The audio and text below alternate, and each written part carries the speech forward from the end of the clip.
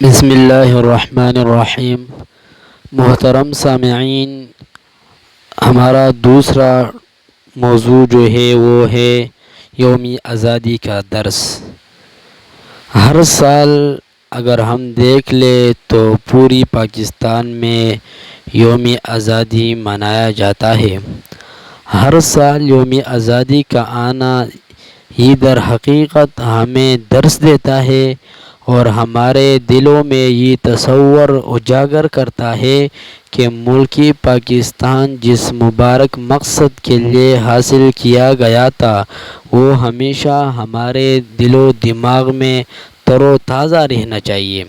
اس مقصد کو کبھی فراموش نہیں کرنا چاہیے۔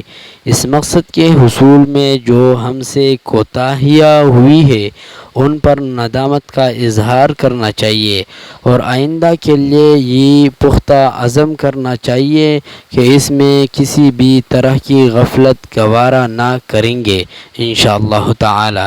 یہ یوم آزادی کا درس تھا کہ بار بار آتا ہے اور ہمیں یہی درس دیتا ہے، لیکن ہم لوگ اس سے کیا ہے، غافل ہیں۔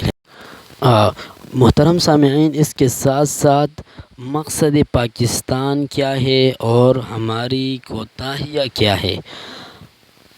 پاکستان اسلام کے نام پر بنا تھا اور اسلامی احکام و قوانین کی بالادستی اور ان پر عمل پیرا ہونا ہی اس کا مقصد تھا۔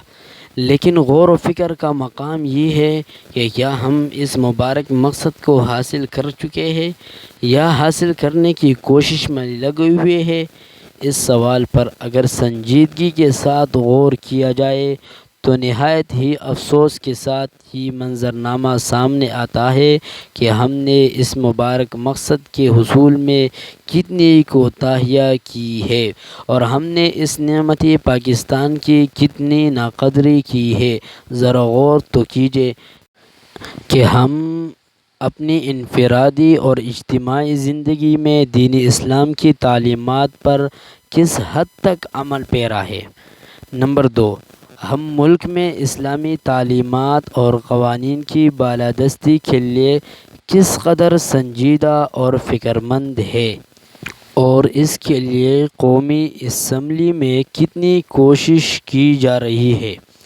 نمبر 4، ہم اس نعمت پاکستان کی نظریاتی اور جغرافیائی سرحدوں کے تحفظ اور سلامتی کے لیے کتنا کردار ادا کر رہے ہیں۔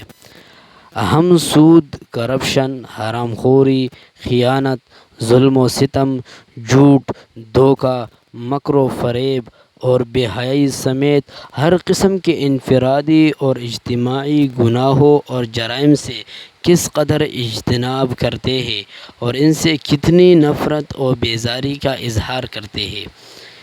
ہمارے معاملات، تجارت، اخلاقیات، معاشرت، جرگوں اور عدالتوں میں دینی احکام و قوانین کو کس قدر ترجیح اور فوقیت حاصل ہے۔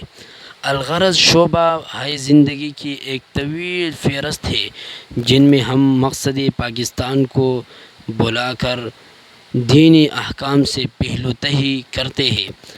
ہمیں ان سب باتوں کی اصلاح کر کے دین کی بالادستی اور اس پر عمل پیرا ہونے کی کوشش کرنی چاہیے کہ یہی پاکستان کے حصول کا مبارک مقصد ہے۔